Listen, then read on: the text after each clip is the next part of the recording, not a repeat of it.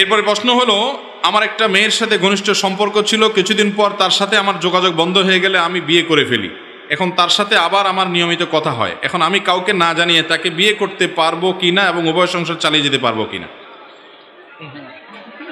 ভাই, যদি আপনার দুইটা বউ চালানোর মতো ক্ষমতা থাকে এবং আপনি দোনো স্ত্রীর প্রতি সমতা বজায় রাখতে পারবেন, এরকম মানসিক আত্মবিশ্বাস আপনার যদি নিজের প্রতি নিজের কনফিডেন্ট থাকে যে না, আমি বিয়ে করার পর কারোর প্রতি বেশি টানবো না, বরং আমি ইনসাফ বজায় রাখতে পারবো, জুলুম হবে না, কোনো অবিচার হবে না, আমি ইনশাআল্লাহ সব ঠিকঠাক মতো করতে পারবো, এটা যদি কনফিডেন্ট থাকে, আর্থিক সঙ্গতি যদি থাকে, শারীরিক সঙ্গতি যদি থাকে, খাওয়ার যদি ক্ষমতা থাকে, তাহলে সেক্ষেত্রে আপনি করতে পারেন। কথা বুঝতে পারছেন?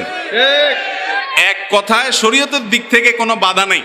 আপনি যদি সব দিক সামলাইতে পারেন, আলহামদুলিল্লাহ, শরীয়ত আপনার জন্য অনুমোদন করেছে, আপনি করতেই পারেন। তবে